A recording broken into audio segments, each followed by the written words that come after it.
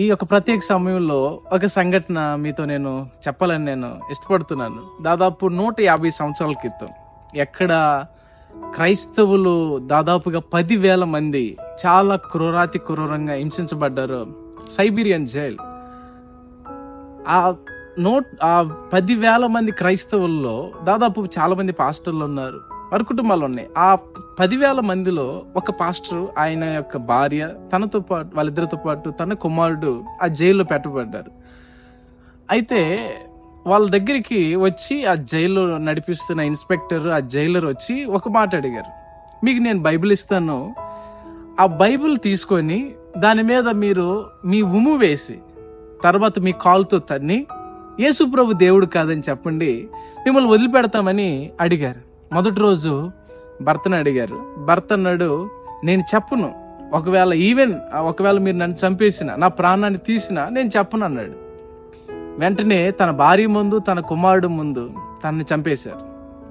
రెండో రోజు తన భార్యని అడిగారు, అమ్మా బైబిల్ ఇస్తాం, దాని మీద ఉమ్మేసి కాలుతో తన్ని యేసుప్రభు దేవుడు కదని చెప్పు, నువ్వు బ్రతికి బయటికి వెళ్ళిపోవచ్చు అని చెప్తే ఆమె కూడా అనింది, నా ప్రాణం పోయినా, నా ప్రాణాన్ని తీసినా నేను మాత్రం దీన్ని తొక్కను, దీని మీద ఉమ్ము వేయను, యేసుప్రభు దేవుడు కాదని చెప్పను, ఎలా చెప్పను అని చెబితే తన కుమారుడు ముందే ఆమెని చాలా క్రూరంగా చంపేస్తారు. మూడో రోజు తన కుమారుడు దగ్గరికి వచ్చి, బాబు నీకు యవన ప్రాయం ఉంది, నీకు చాలా ఏజ్ ఉంది, ఇంకా చాలా లైఫ్ ఉంది, కాబట్టి జస్ట్ యేసుప్రభు దేవుడు కాదని దాని మీద ఆ బైబిల్ మీద ఉమ్మేసి నువ్వు జస్ట్ నీ కాలుతో తంతే నేను ఇక్కడి నుంచి పంపించేస్తామంటే ఆ యవనస్తుడు బైబిల్ ఇవ్వండి అని అడుగుతాడు.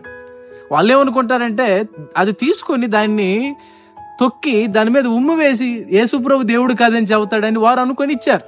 వెంటనే తీసుకుని దాన్ని గట్టిగా కౌగిలించుకుంటాడు. వాళ్ళకి చాలా కోపం వచ్చి తుపాకీ తీసి కాల్చి చంపేస్తారు.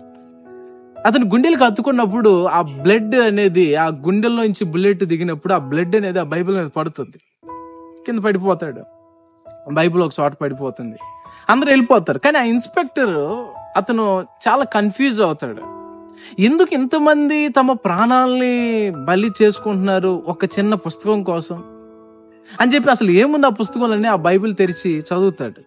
చదివిన తర్వాత అతను క్రైస్తవుడిగా మారతాడు. ఆ తర్వాత మారటమే కాదు కానీ అతడు ఒక హతసాక్షిగా మారాడని ఇది చరిత్రలో జరిగిన సంఘటన.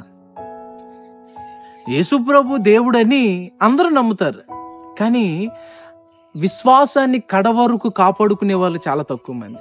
కాబట్టి మనము యేసుప్రభు దేవుడని నమ్మటమే కాదు కానీ మనకున్న విశ్వాసాన్ని కడవరకు కాపాడుకోవాలని దేవుడు ఆశపడుతున్నాడు. దేవుడు మనందరినీ అలాగ మార్చి ఆయన కృపలో వర్ధిల్లింప చేయను కాదు. God bless you all.